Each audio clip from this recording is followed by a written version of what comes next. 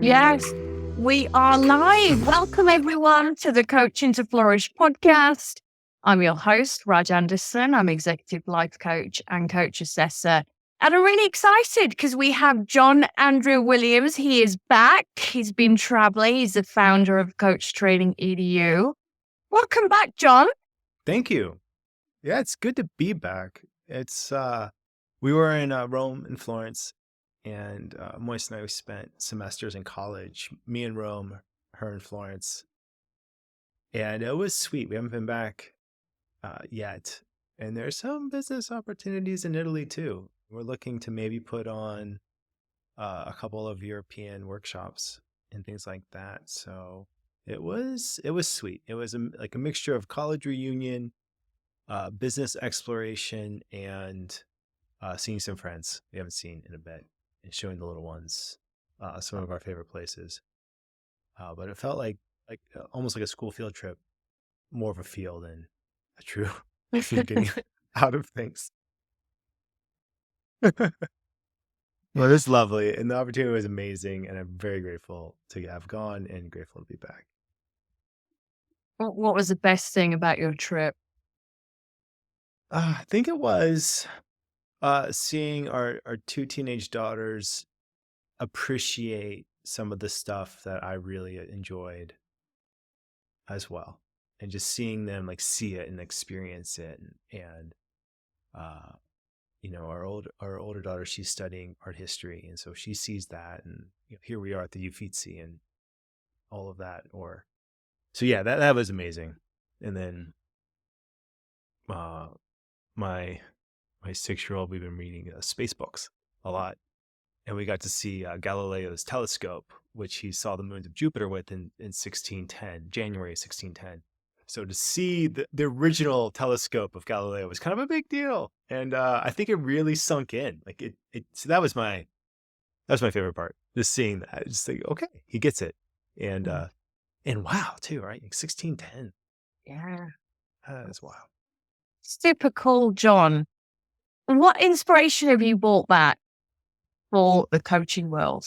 Yeah, thank you. I feel like there's anytime I come back with fresh eyes, my eyes feel refreshed. And I think there's an element of I didn't understand quite like the history. I mean, I studied classics, Greek, Latin. After 500 AD, things go a little fuzzy. But then this trip, it really clarified, what happened between 500 AD and let's say 1800. And just seeing the interaction between, state, power, and art, and understanding like how education fit into that, really got me thinking about the education system that we're currently in, and seeing it from this this deep historical perspective. So that was my biggest insight coming back in terms of coaching and understanding of where this fits in, and how I feel like right now we're in a state of cultural flourishing, much like the Renaissance, and how there's an opportunity here for people to go and explore that inner world, and art helps us do that.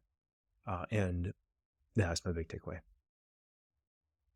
And I know there's also, there's this inspiration here. There's so many great things happening at Coach Training EDU. And there's been lots of new kind of, there's master classes and taster sessions. And I'm getting really great feedback out there from people that are attending. What would be awesome to share with the audience around some of that today?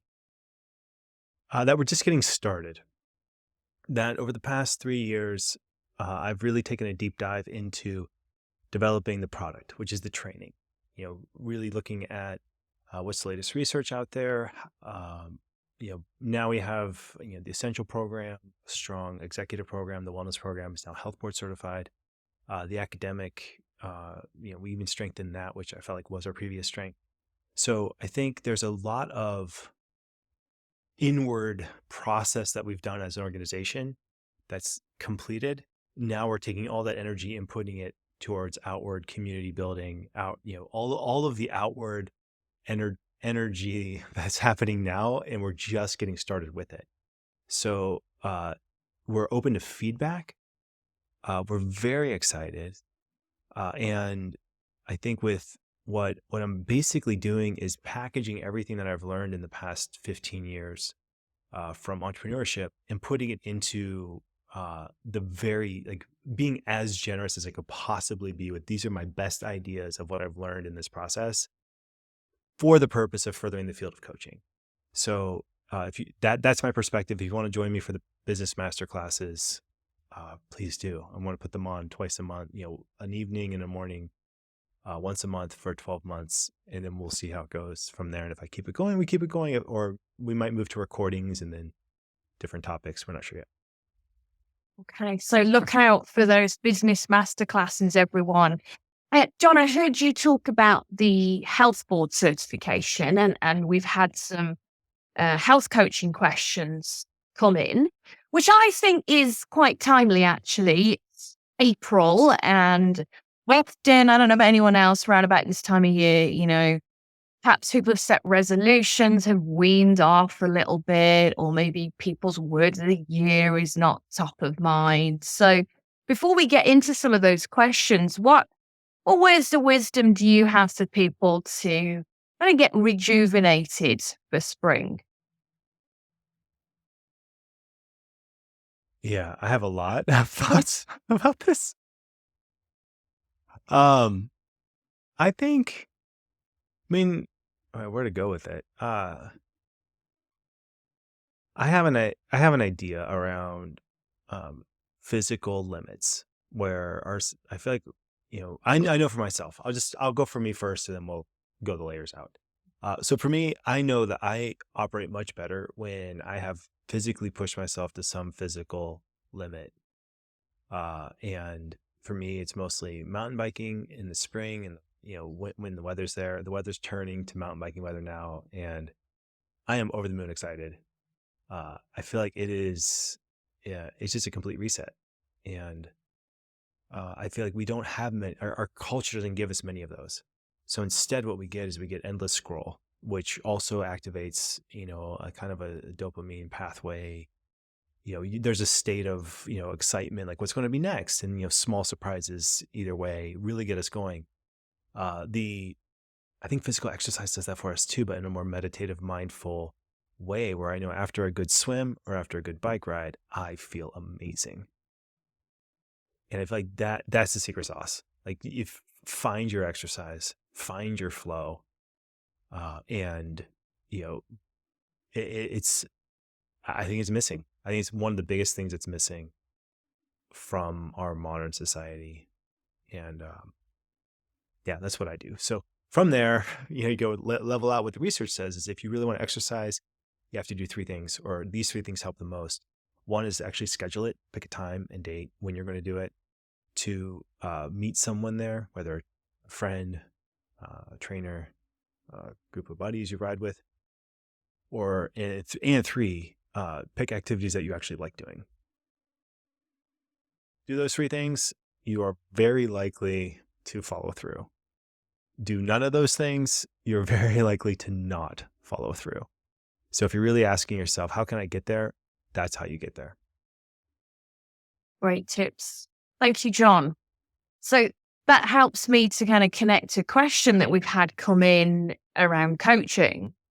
We've got more and more coaches or people that are interested in learning to be kind of health and wellness coaches. So what's the difference between health coaching and wellness coaching? Yes, this is an important distinction and one that I think is not well understood. And I want to go even back further to, we'll call it coaching. So the number one misconception, the number one myth that people have when they think about coaching is they think that coaching is about giving advice. It's about telling someone what to do. And one of the first things, the most surprising thing is people, when they get into coach training, they realize, wait, coaching is about asking questions, becoming extremely and openly curious, and putting yourself in the perspective that I am the student of my client. Like you're literally teaching me how to live your best life. Like if you were to teach me, Raj, how to live your best life, Like, right? Like you know that like you just feel the perspective shift. Like that's what you do as a coach, right? So that's coaching. Wellness coaching does that, but with the topic of a wellness topic. Like so it's sleep. So okay, so if you were to get your best sleep, how do you know you sleep best? Right? That would specifically be wellness coaching, people who want to work on wellness topics within that coaching framework, which is an empowerment framework, different from a knowledge-based framework, which is what health coaching is. Health coaching is a knowledge-based framework where the health and wellness board, the health and wellness class is a knowledge-based class. So it's a class that's giving you topics. It's giving you information. It's giving you all the things that you need to learn in order to pass the health board test. What health coaching does is it combines, oh, you have an issue with sleep, or oh, you have something that you want to work on with food choice or exercise. It's here are the best practices for each of those areas. Let's look at your blood work. What does your blood work say? Let's look at your nutrition. What does that say? That's what the health board coaching gives you, which is massive. It's so much knowledge in that knowledge basis. And then you combine that with coaching questions afterwards. That's health coaching. And what's the benefit of combining that with the coaching questions? It's very similar to academic life coaching, which is when you're working with a young person, they often don't know what topic should we work on, or what are useful topics to coach around. So what the academic life coaching program does is it provides those topics, provides frameworks, exercises, different scaffolds for your curiosity to work from. And what the academic does then is when you're working with a student, you're asking yourself, well, how can I take this topic and have my student learn from it, make it their own, and then shift it as quickly as possible back into empowerment mode? It's the same process with health coaching. It's, hey, this is what needs to happen with sleep, for instance. And this is what, this is what the next action steps should be. How do you want to make those your own? And then how do you want to use even this challenge in your life so that you can gain an insight or gain some knowledge and ask yourself, how can I apply this insight or knowledge to some other area of my life? Does it even apply? How does that work? And that's when that's when you get into the coaching process. So some of the feedback that we got before we were health board certified, people would take our beginning coaching course and then they would go to another program and get health board certified. And the feedback was that a lot of the health board programs were very heavy on the health board. And the other students in the health board classes would ask the students we trained, how did you get your coach training? It's like magic. It's so good. The questions you're asking are so good. Where do they come from? So it's the combination of the two, amazing just coach training that you can work with any person. Combine that with very specific knowledge, like domain knowledge. That to me is an amazing combination. I would agree. I think that's really powerful. I was talking about this to somebody just this morning who we're kind of focused on more of that knowledge based and doing. And I've had a few different coaches who I've hired for, say, personal fitness, and I have a spiritual coach. And what's worked well for me, my spiritual coach is great because she has the knowledge, yet we make it's personalized for me. Because actually, I can pull things offline, right? And I have tools and apps and all the rest of it. We needed to get to the core of making it meaningful for me, or why I wasn't following through, or actually it's not been top of my list because it's not part of my value set. And we got to knowing that it wasn't part of my value set through the deep coaching. It's amazing. Yeah.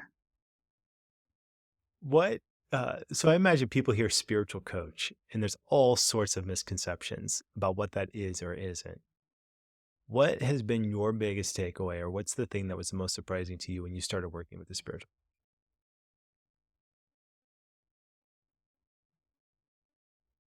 I think for me, it has been focusing on um, understanding and appreciating self self-worth through the spirituality and knowing that I am enough, which wasn't really where I thought it was going to go. A lot of what I initially wanted was to find peace and going deeper with meditation and faith, all of those kinds of things. Like I am Sikh, I'm religious, yet prayer had fallen off of things, for various reasons that I was hiding from things, right? We were able to go deeper where I was kind of rejecting part of my identity. So we were able to look at those diversity facets. So for me, it was about faith and religion. And yet what I was really yearning for was finding peace. Yet I couldn't find peace at that time because I still was not believing that I was enough. It's amazing to me how many coaching sessions go to that space of am I enough? But there's so many avenues to get there. Like almost every avenue leads to that big Yeah, question, am I enough or not? And the coaching perspective with that is to have clients explore, not judge, but just simply explore. It's a beautiful process, and I think it goes in hand with a lot of other helping professions. absolutely. Yeah, that's a great point, isn't it? I do executive coaching and we go there too. Yeah. And in executive coaching, we aren't doing essential oils or crystal. We're not talking about angels, and we still get there.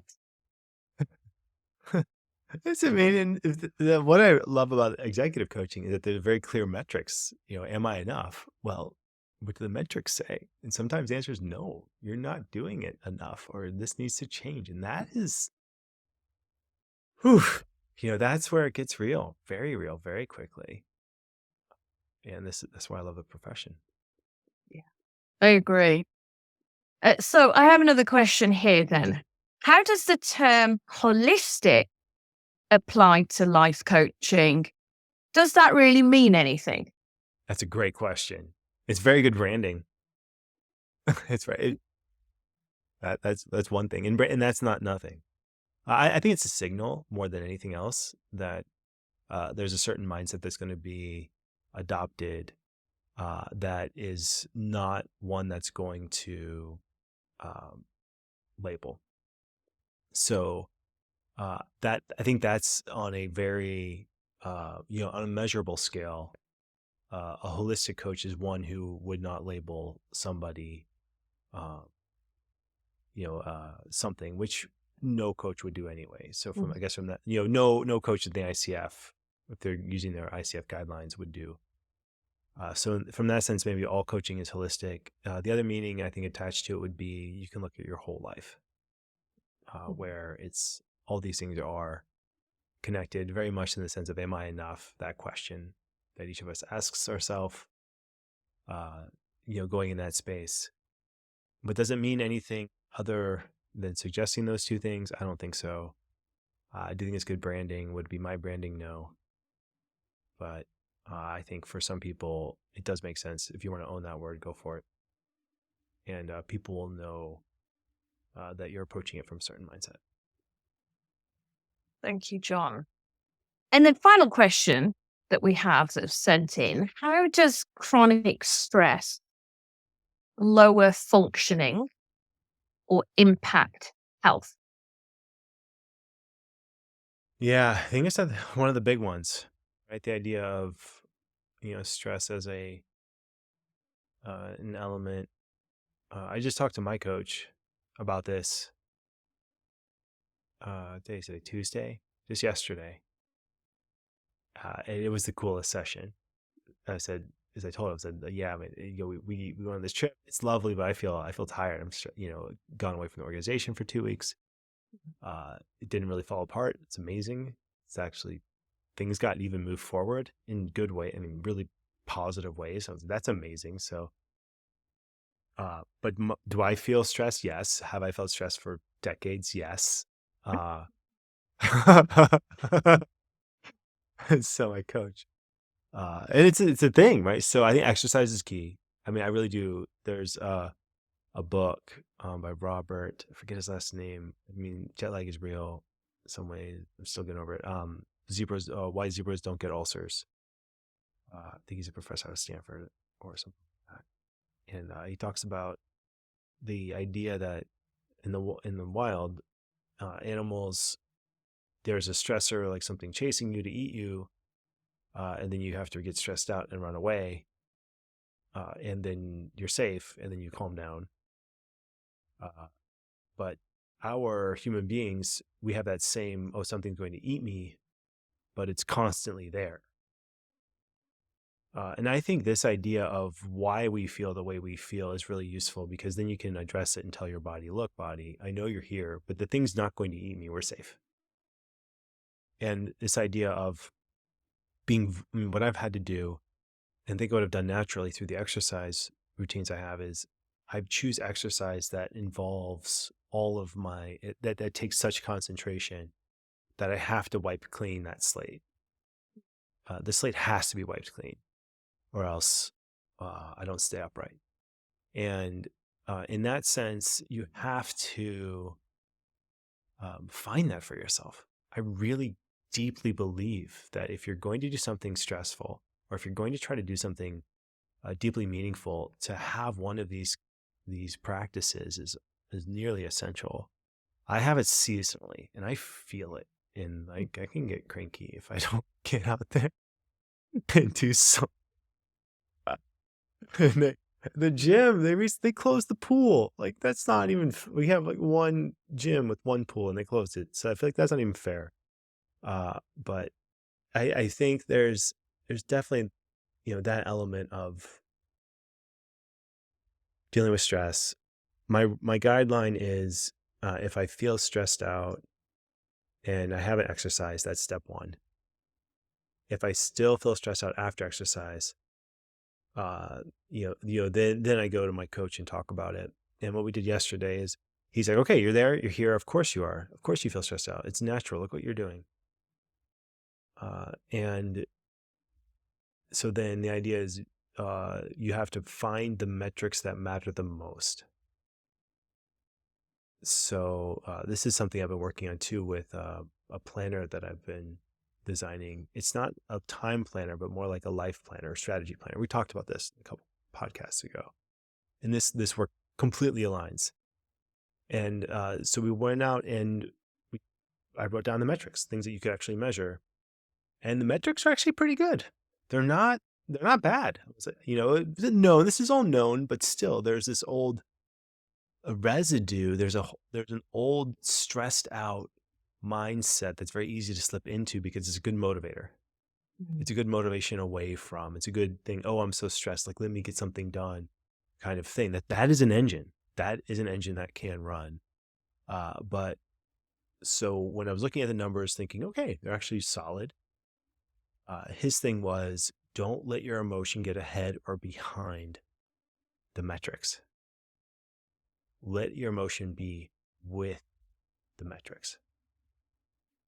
You know what I mean? Because it's wild, right? Like you can almost feel let's call it a jet lagged or old limiting belief perspective that can just hang around because we've gone through something traumatic, or we've been in a situation where money's been super tight for a long period of time, or we're in not a healthy relationship. Whatever the thing that the stressor is, I think it creates a certain stress habit, and that stress habit can hang around even when the conditions have changed. And so there's this element of, there's stress habits. And when the work, when you look at the real metrics and numbers, that's how you know you're not deceiving yourself. Because I think there's on the other end, there's another way of thinking, oh, everything's going to be great. Everything's so awesome. Everything's so positive. I don't need to be worried about this. No, that's challenging too.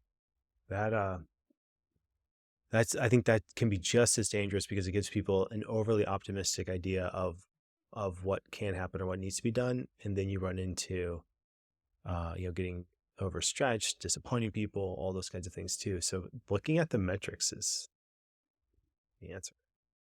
So, I love that. Looking at the metrics, speak with your coach, who will yeah. be that sounding board, going to hold the mirror up. I like what you were talking about, kind of sleep and that physical activity. And, instead of working with my spiritual coach, I have an Ayurveda coach as well. We looked at things like supplements. I live in Florida, but I am regularly low on vitamin D. Being Indian, it happens. I'm regularly low on that. You're fatigued when you're low on vitamin D. I've been taking ashwagandha, and one of the mantras he's really helped me with is sleep is medicine, food is medicine, movement is medicine, and it helps me be more mindful Mm. around those things and just get grounded. I love that. I love that. I was been talking to you about how emotion is medicine, where you have to be careful with the kinds of emotion you like subject yourself to Yeah. as well. And it's an interesting idea to choose, this idea of, it's what's that distinction between choosing emotion versus toxic positivity? Yeah. And that is a very interesting space to play in. Absolutely. One thing too, before, just because I just was this morning, I was reading. So this morning I was reading I just picked up the Odyssey and opened just a couple chapters and reading about Odysseus. And he was fleeing the sea, and before Athena's helping him, and which just for maybe 5 minutes, but it struck me how many times Odysseus had in the Greek like a division of the heart. So like of two minds. And Homer puts out, this is choice one, choice two. This is what Odysseus did. Choice one, he did that maybe 4 or 5 times in a really short period of time. What struck me about each time was the interplay between what was happening in the outside, the choice, and then how Odysseus had to make a choice A or B. And what I know to be true from coaching standpoint is coaching helps you make better decisions.